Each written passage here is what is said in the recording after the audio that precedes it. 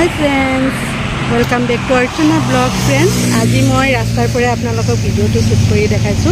মই বৰ্তমান গৈ আছো মিৰ্জালৈ আৰু মিৰ্জাত তাত আছে মনসা মন্দিৰ এটা। সো মনসা মন্দিৰত কেনেকা আছে সেইখিনি চাবৰ কাৰণে যাম আৰু তাতে পূজা এখন দিব লগা আছে। আমাৰ জেঠিমা ল'ৰাটো আৰু বয়টো পূজা দিব।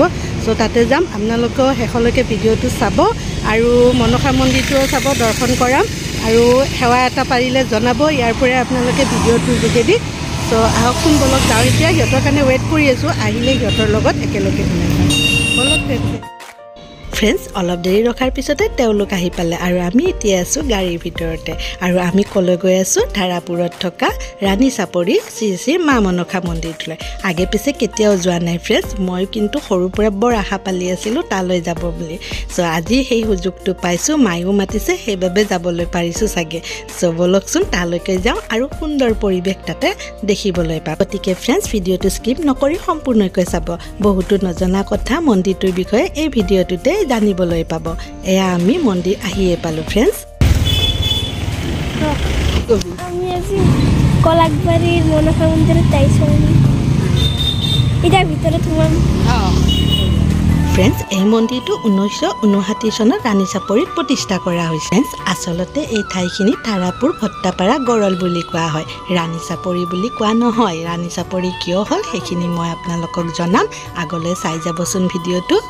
ফ্ৰেণ্ডছ, আপোনালোকে চাগে নিশ্চয় জানে ব্ৰহ্মপুত্ৰৰ মাজত থকা চৰখনকে ৰাণী চাপৰি চৰ বুলি কোৱা হয়। পিছে আমি আজি মন্দিৰটোলৈ যে আহিছোঁ, এইখিনি একচুৱেলি ব্ৰহ্মপুত্ৰৰ মাজত থকা চৰখন নহয়। এই মন্দিৰটো কেতিয়া কেনেকৈ স্থাপিত হ'ল সেইখিনি মই আপোনালোকক জনাই যাম।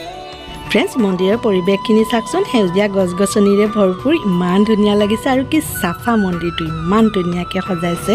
ফ্ৰেণ্ডছ, আপোনালোকক এটা জানিবলগীয়া কথা কৈ থৈ দিওঁ। আপোনালোকে এই মন্দিৰটোলৈ আহিলে মাহ প্ৰসাদ দিম বুলি যদি ভাবিছে তেনেহ'লে শুকানে শুকানে লৈ আহিব।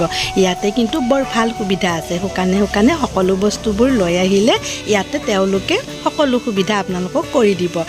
আমিও ঘৰৰ পৰা মাহ প্ৰসাদ লৈ আহিছিলোঁ আৰু ইয়াতে আহি কোনো অসুবিধা নাপালোঁ ফ্ৰেণ্ডছ, সকলো সুবিধাখিনি ইয়াতেই পালোঁ।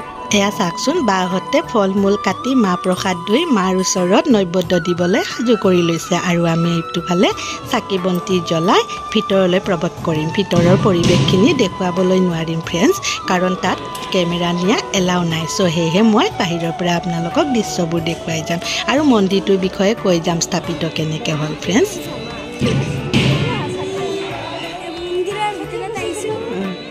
তাৰপিছত কি জ্বলাই আছা? চাকি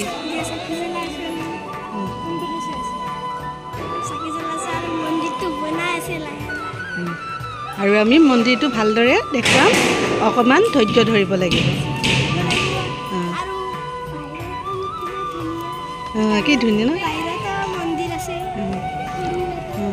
আমি সকলো এই ভিডিঅ'তে দেখাম, ত' আপোনালোকে শেষলৈকে ভিডিঅ'টো চাই থাকিব।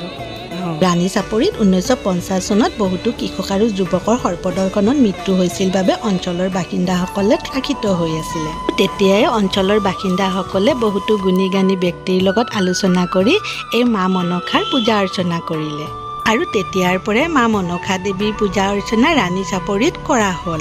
বহুতো ভক্ত ৰাণী চাপৰিলৈ থাপলি মেলিলে। ঠিক এনেদৰে পূজা অৰ্চনা কৰি থাকোঁতে 4 বছৰমান পাৰ হোৱাৰ পিছত এই অঞ্চলত আকৌ এটা সমস্যা দেখা দিলে ফ্ৰেণ্ডছ। এই সমস্যাটো দেখা দিছিল 1959 চনত। ব্ৰহ্মপুত্ৰ বাৰণীৰ পানীৰ বাবে দৰ্শনাৰ্থীসকলে তালৈ যোৱাত অসুবিধাৰ সৃষ্টি হৈছিল। দৰ্শনাৰ্থীসকলৰ নাওবোৰ পানীত বুৰি গৈ আলৈ আথনি হৈছিল। কিন্তু মাৰ যে কি লীলা, মানুহৰ কোনো ক্ষতিয়ে হ'ব দিয়া নাছিলে ফ্ৰেণ্ডছ।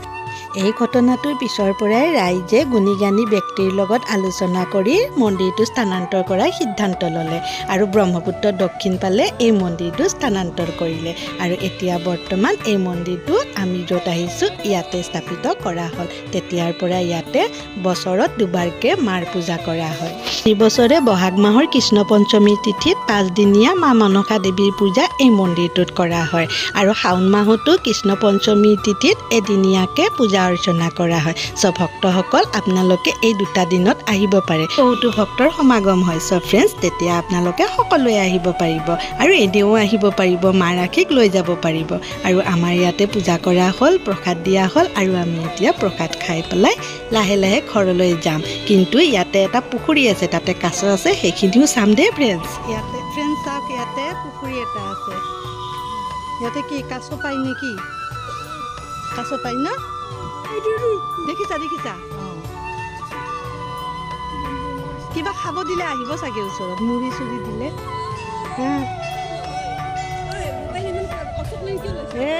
বৰ চিঞৰি থাকে কি ডাঙৰ চা এই সেইটো এটা দেখা নাই ওপৰত উপঙি আছে সৰু এইটো হয় নেকি কাছ হয় খলাটো এই উল্টি আছে চা নিপিৰিবি একো নিদিয়ে একো দিয়া নাই দুটা আছে নেকি ঐ আছে আৰু ইফালে আছে দেখিছে এই উঠি উঠি আছে চা এইয়া কাছো এইয়া কাছো এইবিলাক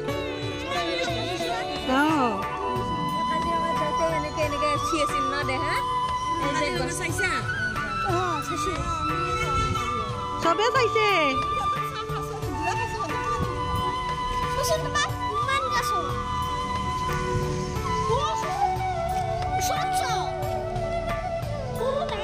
এই উঠি আছে এইটো দেখিছানে শিলটোত এইয়া এই শিলটোত এইটো মস্ত ডাঙৰ ফ্ৰেণ্ডছ আপোনালোকক আৰু এটা ইম্পৰ্টেণ্ট কথা কোৱাই নহ'ল নহয় এই মন্দিৰটোলৈ আহিলে আপোনালোকে ভোগ গ্ৰহণ কৰি যাব পাৰিব ইয়াতে 12:30 বজাৰ পিছত মাহৰ দালিৰে খিচিৰি ভোগ বিতৰণ কৰা হয় আমাৰ দেৰি হোৱাৰ বাবে আমি ইয়াতে ভোগ গ্ৰহণ নকৰিলোঁ কেতিয়াবা আকৌ আহিলে ইয়াতে নিশ্চয় মাহৰ দালি খিচিৰি ভোগখন খায়ে যাম আপোনালোকেও আহিব খাই যাব দেই ফ্ৰেণ্ডছ পুখুৰী কাছবোৰ চাই যে ইমান ভাল লাগি গ'ল আৰু গেটৰ বাহিৰতে এয়া গাই গৰু এটা পাই পেলাই তাকো অকণমান প্ৰসাদ খাবলৈ দিলোঁ খাৱাৰ উৎপাত লাগিছে এটাক বোলে নাৰিকল লাগে এটাক বোলে কল লাগে মই নাখাওঁগে বাপাৰে কাহ হৈ আছে মানুহ মোৰো কাহ হৈ আছে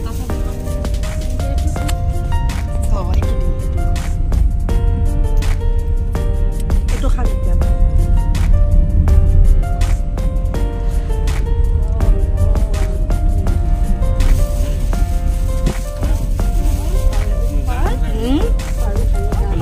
হাতীৰ সমান বল আমাৰ এইকেইটা মানুহকেইটা চাই লওক অলপমান এইকেইটা বল নাই এইফালে এটা বল নোহোৱা মানুহ সিহঁতক